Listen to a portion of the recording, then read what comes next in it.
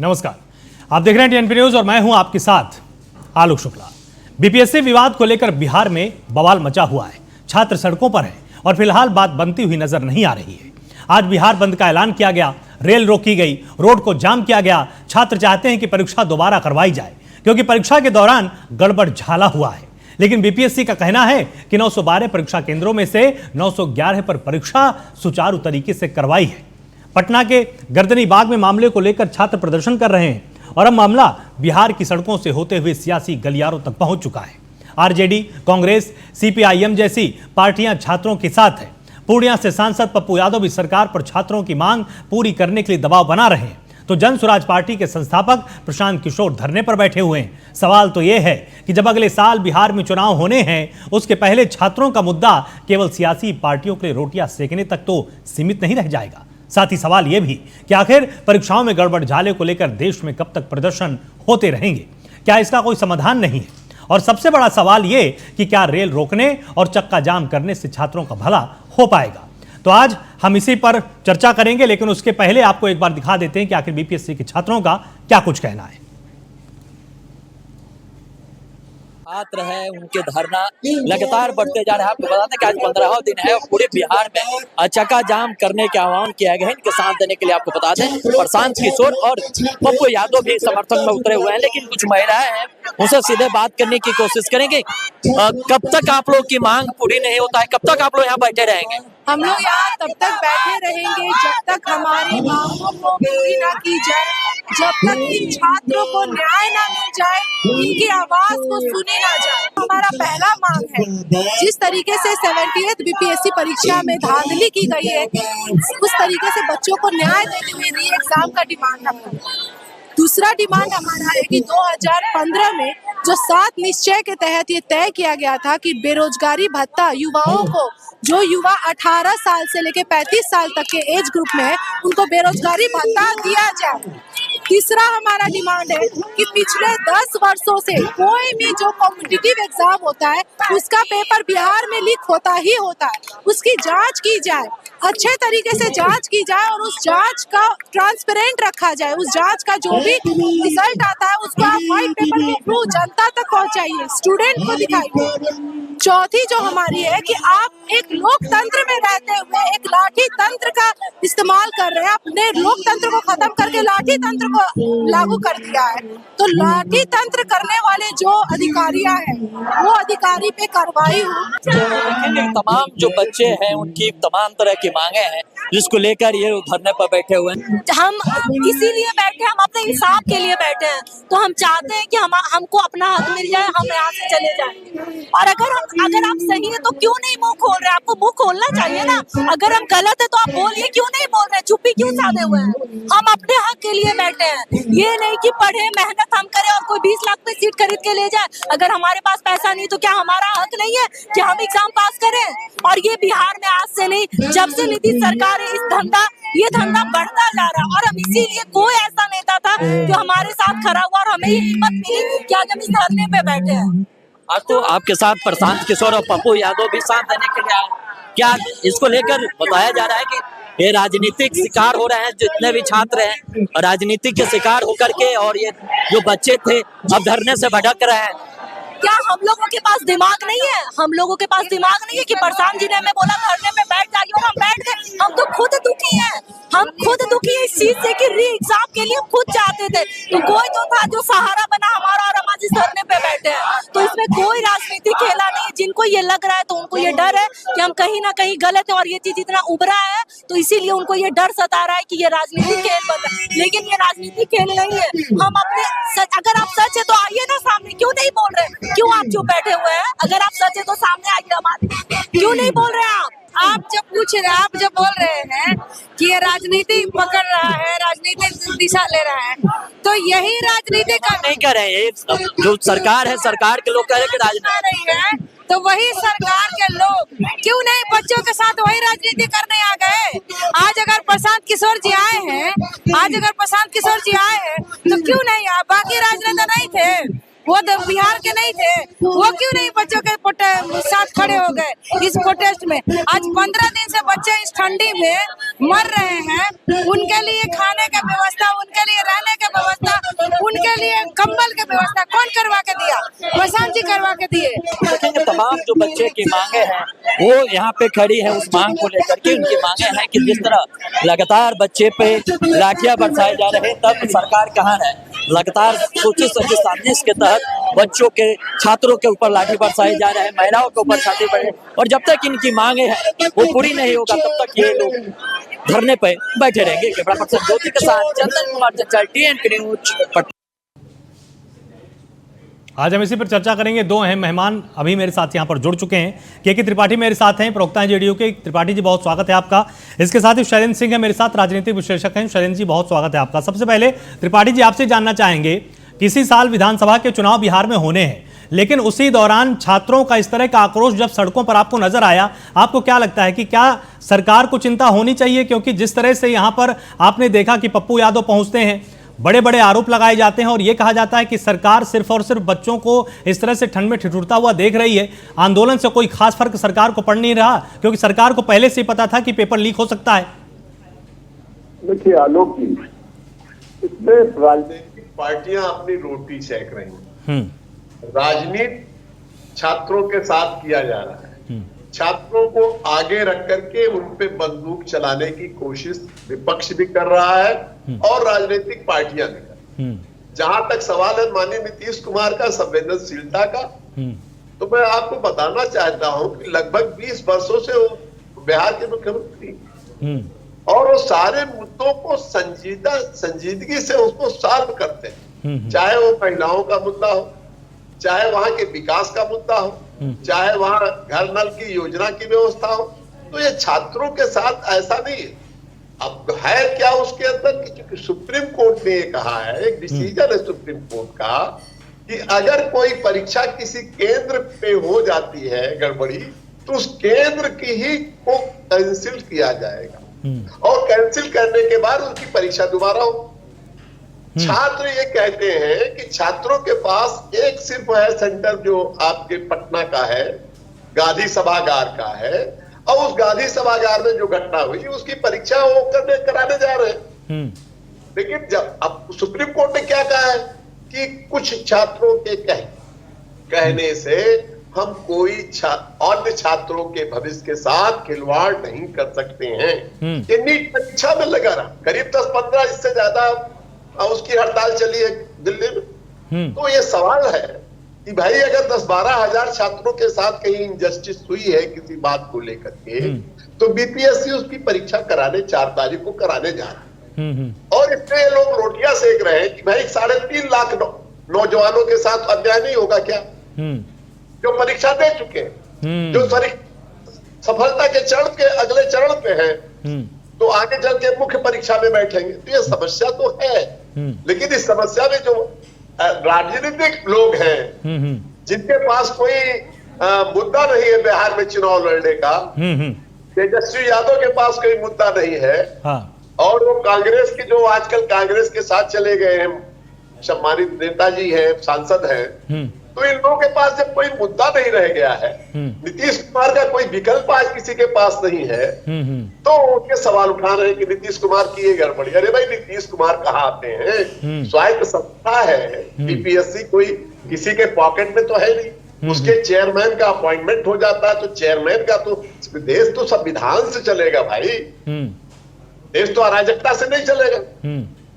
तो ये जो ठीक है, आपका जो यहाँ पर संकेत है मैं उस पर भी आता हूं। और जिस तरह से शैलेंद्र जी लगातार आपने इनकी बातों को सुना, आपको क्या लगता है कि जानबूझकर छात्रों के कंधे पर बंदूक रखकर चलाई जा रही है? जिस तरह से इन्होंने साफ तौर पर कहा कि नहीं, सरकार तो हमारी संवेदनशील है, सरकार उन 3.5 लाख बच्चों के बारे में भी सोच रही जो कि परीक्षा दे चुके हैं, जो अगले चरण में शामिल होने वाले हैं। 12-13 हजार बच्चों की रीपरीक्षा का इंतजाम यहाँ पर किया जा चुका है। तो आखिर जो इस तरह का माहौल अब क्रिएट किया जा रहा है, उसके पीछे की मंशा क्या है? क्या इसके पीछे भी किसी तरह का एजेंडा है? क्योंकि जो छात्र संगठन इसमें शामिल हुए वो ज्यादातर उन्हीं पार्टियों के हैं जो कि इंडिया गठबंधन में शामिल हैं।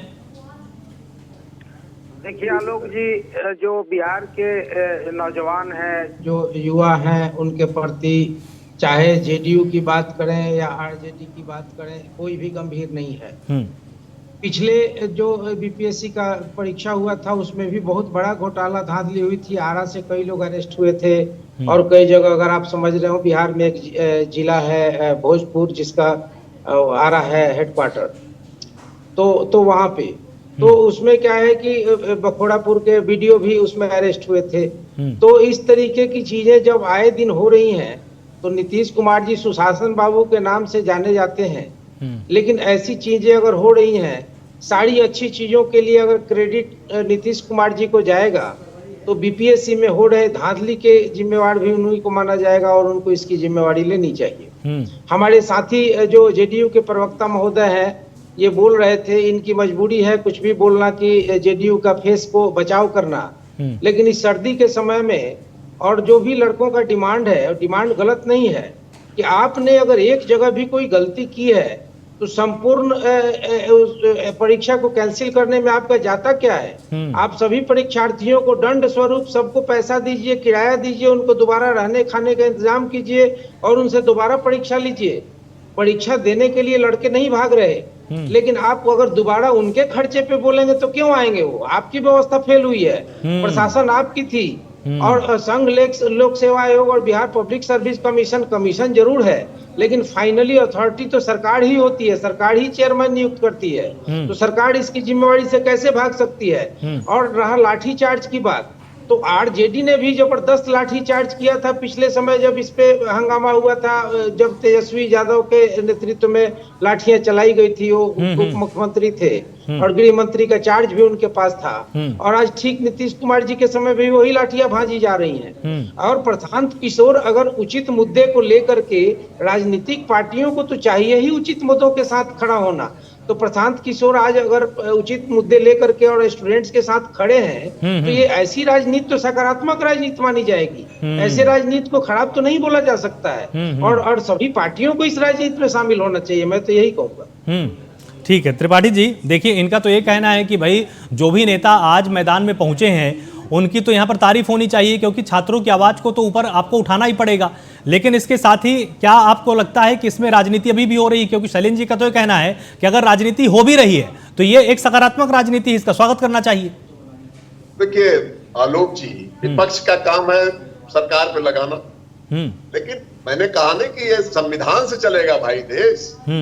जब सुप्रीम कोर्ट कह चुका है कि अगर कहां उस गड़बड़ियां हुई हैं, जहां गड़बड़ी होगी उसी केंद्र की परीक्षा निरस्त की जाएगी। ये जरा सुप्रीम कोर्ट का डिसीजन पढ़ ले, क्योंकि इससे ज्यादा छात्र दिल्ली में इकट्ठा थे नीट के और उसमें कुछ नहीं हुआ। दोबारा परीक्षा के लिए सारी ताकतें फेल हो गई। कांग्रेस उसके साथ खड़ी थी, देश की तमाम विभिन्न पार्टियां खड़ी थी, लेकिन सुप्रीम कोर्ट ने कहा कि जिन लोगों ने अच्छी तरीके से परीक्षा दी है वो 10 लाख लोगों के साथ क्या होगा? ये 3.5 लाख लोगों के साथ कितने लोग हैं वहां पे जहां बैठे ये लोग? तो 6-7 हजार के लिए 3 लाख लोगों के भविष्य के साथ खिलवाड़ सरकार नहीं करेगी। ये बीपीएससी नहीं करेगा, क्योंकि सुप्रीम कोर्ट चला जाएगा, मैटर तो रद्द होगा। लेकिन जहां पे आपके पास कोई प्रूफ हो, उस प्रूफ दीजिए, उसको एनालाइज करके परीक्षा हो जाएगी। लेकिन 3.5 लाख के साथों के भविष्य के साथ खिलवाड़ करना ना तो बीपीएससी के साथ बीपीएससी करेगी, ना तो सरकार कर पाएगी। ये न्याय का काम नहीं होगा। न्याय के तराजू पे 7,000-6,000 लड़के बैठ जाए, किसी पार्टी के कहने से, किसी के दफ्तर में आने जाने से, किसी की सुविधा लेने से, तो ये पार्टी थोड़े चलेगी, सरकार तो नहीं मानेगी ना। हाँ शैलेंद्र जी क्या कहेंगे? इनका तो कहना है कि जो भी छात्र बैठे हो ये तो किसी पार्टी के कहने पर यहाँ बैठे हैं। साहब, अगर एक भी स्टूडेंट के साथ अन्याय हुआ है तो उस अन्याय का कारण कौन है? उसका कारण क्या वो स्टूडेंट हैं या उनको सपोर्ट करने वाली राजनीतिक पार्टियां हैं? कौन है जिनके वजह से परीक्षा पेपर डिस्टर्ब हुआ, परीक्षा लीक हुआ, परीक्षा के क्वेश्चन आउट हुए या सेंटर पे डिस्टर्बेंस हुआ? उसका जिम्मेवार कौन है? उसकी जिम्मेवारी के लिए आप लोग क्या कर रहे हैं? आप अपने स्टूडेंट्स को भरोसे में क्यों नहीं ले रहे कि हाँ जिसको आपने ऐसा किया है तो हम कानून में संशोधन कर रहे हैं कि जो लोग भी पेपर लीक करेंगे उनको हम फांसी के फंदे पे झुला देंगे, और अगर उसमें कोई भी शामिल है प्रशासनिक अधिकारी तो हम उसे उसी समय डिसमिस करेंगे। तो ये सारी चीजें आप लोग क्यों नहीं कर रहे? आप लोग केवल ये बोलेंगे कि 3,000, 5,000 या 8,000 लोग डिस्टर्ब हुए हैं। 8 लोग भी क्यों डिस्टर्ब होंगे? 8 लोग भी डिस्टर्ब होंगे तो उसके जिम्मेवार कौन है? त्रिपाठी साहब जरा हमें बताने का कष्ट करें। ठीक है, मैं इसका उत्तर त्रिपाठी जी से लेता हूं, लेकिन हमारे साथ जितेंद्र यादव भी यहाँ पर जुड़ चुके हैं, यहाँ पर आरजेडी का पक्ष रखेंगे। जितेंद्र जी, बहुत स्वागत है आपका। मेरे साथ 2 मेहमान हैं यहाँ पर, शैलेंद्र सिंह है हमारे साथ राजनीतिक विश्लेषक के तौर पर, और साथ ही के त्रिपाठी जी हैं यहाँ पर जेडीयू का पक्ष रख रहे हैं। आपसे सवाल यही है कि क्या जो छात्र बैठे हुए हैं वो वास्तव में किन्हीं पार्टियों के कहने पर बैठ गए हैं या उनके साथ अन्याय हुआ है? क्योंकि हमारे साथ त्रिपाठी जी भी हैं, इनका यह कहना है कि भाई जो 3-3.5 लाख छात्र हैं उनके साथ भी तो अन्याय हो जाएगा अगर हम पूरी परीक्षा को अगर निरस्त कर देते हैं। क्या 10 से 12 हजार छात्रों के कहने पर 3 लाख छात्रों के भविष्य को हमको छोड़ देना चाहिए? उनकी कोई काउंटिंग नहीं है? सबसे पहले मैं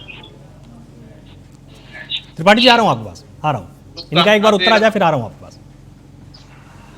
नंबर 25 को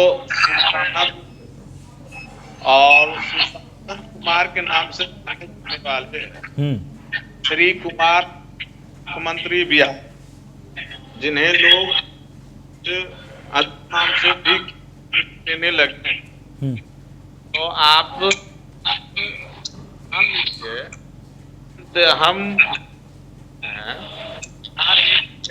मल्टी प्रदेश यहाँ पे पलायन करने होते हैं। यहाँ इलाज व्यवस्था के बिहार में अच्छी है, यहाँ तक कि दरभंगा का भी जुड़ा था, बोले कि दरभंगा दुनिया में बोले कोर्ट बन गया, तो सबसे जुमलेबाजी चल रही है। और जुमला हमारे युवा उन्होंने ये गठबंधन वोट देने आज किसी का खिलवाड़ किया था, तो वो भारतीय युवती के उसके जिंदगी के पूरे जीवन किया जा रहा है। भरपाई जन्म में सरकार नहीं पाएगी। ये चंद के शिकार बैठे मंत्री, मुख्यमंत्री और प्रधानमंत्री जो चला रहे हैं, को सदुपयोग उसका गुण बना दिया गया। इससे भी ठीक है, आपका एक बार हम पहले फ्रेम ठीक कराते हैं, क्योंकि आपका भी फ्रेम नहीं आ रहा। तब तक त्रिपाठी जी आप कुछ कहना चाह रहे थे, आप अपनी बात रखिए। देखिए, जो भी विश्लेषक जी का मैं सम्मान करता हूँ, लेकिन विश्लेषक जी को जानना चाहिए कि नीट की परीक्षा में देश का एक बड़ा फैसला हो चुका है। अब देश का फैसला जो होता है, सुप्रीम कोर्ट का जो कानून होता है वो लागू होता है। जहां भी परीक्षाएं निरस्त होंगी उन्हीं सेंटर पे ही उसका चुनाव, उसका इम्तिहान होगा, ना कि अन्य सेंटरों का भी सबका कैंसिल कर दिया जाए। अरे भाई, आप देख लीजिए, आपके पास तो आप दिखा रहे हैं कितने लड़के, 12,000 छात्रों का कैंसिल हुई परीक्षा है, उसमें कितने 12,000 छात्र कहीं दिखाई पड़, कुछ मुट्ठी भर छात्र जो राजनीतिक दलों से संबंधित है, राजनीतिक दलों जो रोटियां सेकना चाहती हैं, माननीय नीतीश कुमार की सरकार को बदनाम करना चाहती हैं, वो लोग हैं। तो ऐसे कुछ एलिमेंट्स होते हैं। हम लोग भी छात्र हैं, प्रोफेसर रहे हैं, तो देखते कैसे ये एलिमेंट सड़क पे जाते हैं जिनका कोई लेना देना नहीं दूर दूर तक परीक्षा से। और जो परीक्षा वाकई सीरियस परीक्षार्थी होंगे वो अपनी तैयारी कर रहे होंगे, 4 तारीख को बीपीएससी का इम्तिहान है, वो सड़क पे नहीं बैठेंगे। ठीक, तो इसका सबसे बड़ा सवाल यही है कि हम 3.5 लाख छात्रों के भविष्य के साथ सरकार कोई खिलवाड़ नहीं करेगी। कोई फैसला लेना होगा तो चंद मुट्ठी भर छात्रों के कहने से फैसला बदला नहीं जाए। ठीक है, शैलेंद्र जी क्या कहेंगे? इनका तो ये कहना है कि भाई देखिए, हमें 12,000 की चिंता है और उसके चलते एक प्रणाली है, एक पद्धति है, उस सिस्टम के तहत काम किया जा रहा है, री एग्जाम उनका कराया जाएगा। लेकिन क्या जो 3 से 3.5 लाख छात्र बैठे उन सभी की परीक्षा को निरस्त करना ठीक होगा? इस पर भी तो सरकार चिंता करेगी ना? नहीं, बिल्कुल, इनका जो चिंता है वो चिंता वाजिब है।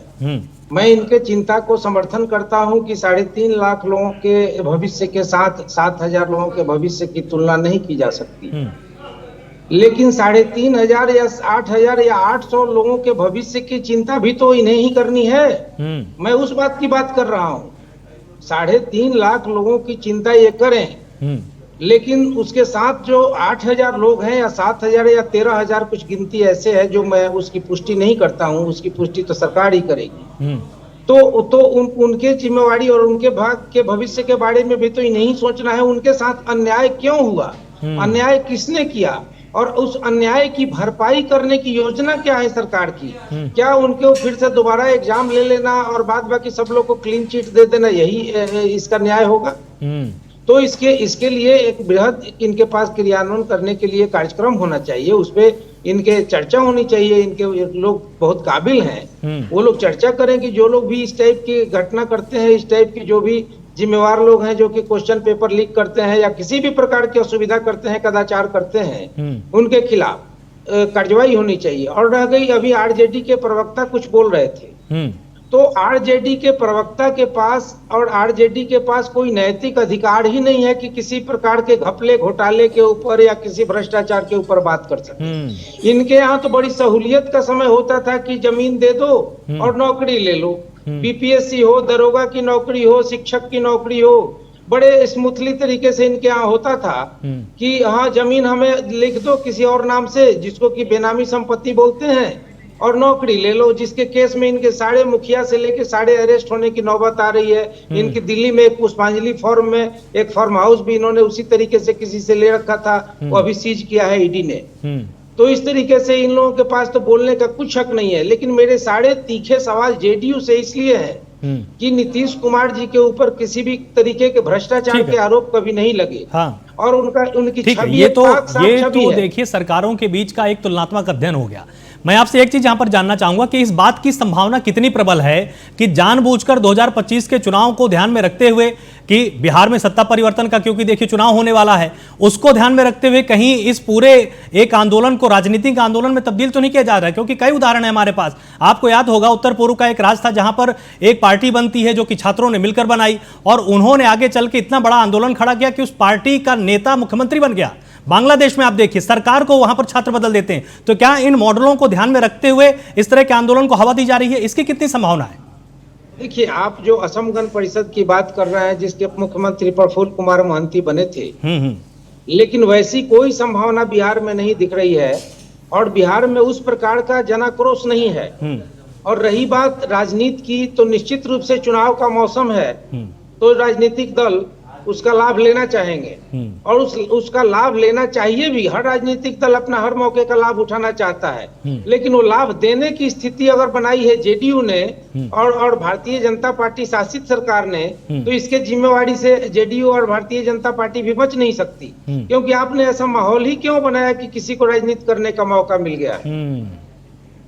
ठीक है त्रिपाठी जी, अब देखिए दो इसमें मोटी मोटी बातें हैं। एक संभावना इस बात की कि हो सकता है विधानसभा चुनाव को ध्यान में रखते हुए इस आंदोलन को हवा दी गई हो। आप इसको इसी लिहाज से समझें और आप अपनी नज़रों को घुमा लें। लेकिन इसका दूसरा एंगल ये भी है कि लगातार जिस तरह से पेपर लीक होते हैं, जिस तरह से परीक्षा ली जाती है, जिस तरह से कई राज्यों के जो परीक्षा के आयोग हैं, जिस तरह के बोर्ड्स हैं, जिस तरह का व्यवहार वो छात्रों के प्रति करते हैं कि वो लगातार शिकायतें करते रहते हैं, हाई कोर्ट में अपील करते हैं, उसके बाद भी बोर्ड और आयोगों का व्यवहार ये होता है कि भाई हम उत्तर तब्दील नहीं करेंगे। तो ये जो एक निरंकुशता पैदा हो गई है धीरे धीरे, हो सकता है ये आंदोलन उसके लिए भी हो। तो क्या इस पर आपकी सरकार को ध्यान नहीं देना चाहिए?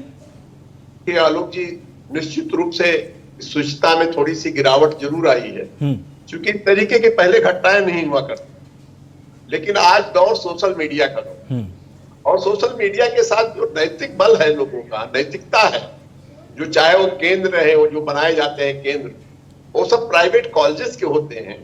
भारत सरकार की जो कमेटी बैठी है, या हमारे उत्तर प्रदेश में भी माननीय योगी आदित्यनाथ जी जो निर्णय लिया है, एक शानदार निर्णय लिया है कि हम प्राइवेट कॉलेजेस को नहीं बनाएंगे। अभी देखिए बहुत लंबी चौड़ी परीक्षा हुई है पुलिस भर्ती का, एक भी पेपर लीक नहीं हुआ। जब आप सिस्टम को टाइट कर, देखिए जहां तक बिहार की बात है, मैं बहुत पहले से माननीय नीतीश कुमार के साथ काम कर चुका हूं, और समता पार्टी जब बनी थी तब से उन्हीं के साथ, तो उसमें मैं जानता हूं कि माननीय नीतीश कुमार की ईमानदारी और उनकी निष्ठा में कोई सवाल नहीं। बिहार में कोई ऐसा लीडर है ही नहीं है वो जो आज इस तरीके से कुकुर मुद्दे के तरीके से उठ गए हैं, वो कहीं खड़े हो पाते हैं क्या? मानिए पहले किसी के कहावत है ना कि जो शीशे के घर में रहता है वो दूसरे के पत्थर नहीं फेंकता है। तो पहले आरजेडी और अन्य दलों के लोगों को अपना दामन झांक के देखना चाहिए कि हम कहाँ खड़े हैं, हमारी क्या स्थिति है। ठीक है, हमारे साथ यहाँ पर आरजेडी के प्रवक्ता शक्ति जी भी यहाँ पर जुड़ चुके हैं। शक्ति जी, बहुत स्वागत है आपका टीएनपी न्यूज में। जिस तरह से त्रिपाठी जी हमारे साथ हैं और यहाँ पर जेडीयू का पक्ष रख रहे हैं, इनका यह कहना है कि जानबूझकर कुछ राजनीतिक दलों ने इस आंदोलन को हवा दी है और उन पार्टियों ने हवा दी है जिनके समय में गजब के घोटाले भी होते थे, गजब की परीक्षाएं भी होती थी और छात्रों का भविष्य भी अंधकार में था।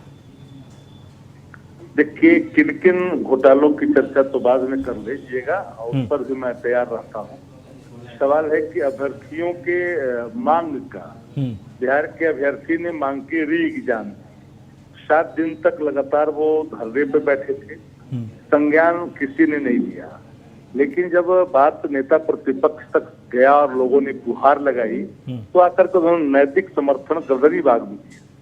और ये पूरी तरह से देश भर में ही नहीं, वो मैं मानूं तो अतिशयोक्ति नहीं होगी कि इंटरनेशनली इस इशू को कई चैनलों ने उठाया। मेरा मत साफ है कि सरकार इस चीजों को गंभीरता से अगर शुरू में ही ले ली होती तो स्थितियां इस कदर नहीं बिगड़ती। मैं यह भी कबूल करता हूं कि पूरे सत्याग्रह को कई जो सत्ता प्रतिष्ठान से जुड़े हुए उनके बीपी में उन लोगों ने इस पूरे सत्याग्रह को एक ऐसे आंदोलन बनाने की कोशिश की जिससे इनके मूल मांग पर ही एक सवाल खड़ा कर दिया लोगों ने। और मैं आज भी कह रहा हूं, कल भी, कि ये इनके मांग है कि एक नॉर्मलाइजेशन से फिर अभ्यर्थियों को गुजरना पड़ेगा, क्योंकि जिस परीक्षा केंद्र को आपने माना अराजकता और रद्द किया, तो फिर जब उसकी परीक्षा कल होनी है तो उस परीक्षा में या तो हार्ड क्वेश्चन पूछे जाएंगे या तो लोग पूछे जाएंगे। तो दोनों परिस्थिति में नॉर्मलाइजेशन की स्थिति उत्पन्न होगी। तो एक बड़ा सवाल सामने है और इन सवालों को लेकर के री एग्जाम पर अभ्यर्थी अड़े हैं। और हम लोगों ने कहा कि अभ्यर्थियों को सत्याग्रह को इसको राजनीतिक भेंट नहीं चलनी देनी चाहिए, लेकिन कुछ लोगों ने इसको जानबूझ करके इस पूरे आंदोलन को मतलब की एक तरह से भंग करने की कोशिश की। और जो लोग यह कह कर करके दो मुख्यमंत्री चुप्पी साधे रखे थे, और मुख्यमंत्री तो कुछ बोलते नहीं है, उन पर हमको बोलना भी नहीं, क्योंकि ना वो सदन में बोलते हैं, ना सड़क पर बोलते हैं, ना सियासत बोलते हैं, ना कार्यक्रम। पूरी बात सुन लो, पूरी बात सुन। सबसे बड़ी बात यह है कि पूरे प्रकरण में अगर किसी की उदासीनता और नेग्लिजेंसी अगर खुल करके आई है तो गवर्नमेंट की आई है। बीपीएससी के अंदर कोई अराजकता की स्थिति उत्पन्न हुई है तो फिर आखिर शासन को संज्ञान में लेकर के इसको दूर करना उनका भी कर्तव्य बनता है। लेकिन अभ्यर्थियों पर डंडे बरसाए गए, क्या कि वो बेटियां कौन है, वो बेटे किनके हैं, वही लोग हैं जो वोट भी देते हैं। भाई लाठी भी खाता है, वोट भी देता है, पढ़ाई भी करता है, खर्च भी करता है। तो सवाल तो सामने खड़ा है ना, एक नॉर्मलाइजेशन से फिर गुजरना पड़ेगा उन्हें। नहीं, ठीक है, आपका जो प्रश्न है, मैं वही प्रश्न हमारे साथ यहाँ पर, क्योंकि जेडीयू का पक्ष रखने के लिए त्रिपाठी जी बहुत छोटा सा उत्तर दीजिएगा। इन्होंने बहुत सारी बातें उठाई भी हैं और इनकी शिकायतें भी हैं कि भाई अगर सही समय पर सरकार कदम उठाती तो ये आंदोलन जन्म ही क्यों लेता, और जो अब आंदोलन है उसके विषय वस्तु को ही चेंज करने की कोशिश की जा रही है कि जो इनकी मूल मांगे हैं उसमें कुछ ऐसा राजनीतिक आप की तरफ से कुछ इसमें घोल दिया जाएगा कि ये लगेगा कि भाई ये छात्रों का आंदोलन नहीं, ये तो एक राजनीतिक आंदोलन है। जब सवाल ये कह रहे हैं कि कैसे बराबरी का होगा, भाई जब छात्र तैयारी करता है तो छात्र तैयारी तो नहीं करता है कि क्या आएगा क्या नहीं आएगा। छात्रों और अब आजकल तो बीपीएससी के जो एग्जाम होते हैं या जो कंपटीशन के एग्जाम होते हैं, कई सेट में पर्चे बनते हैं ताकि उसमें नकल की सुविधा ना हो। ऐसा नहीं है, हम लोग भी देते थे, जो अच्छी परीक्षाएं होती थी उसमें 4-4 सेट बैठते थे। एक सेट पहले वाले को मिलता था, दूसरा सेट दूसरे को, तीसरे को तीसरा, चौथे को चौथा। तो ये सब सवाल उठाना, ये लोग ऐसे लोग हैं जिन्होंने बिहार को तो आज इस बिहार को यहाँ पे लाके खड़ा कर रखा है।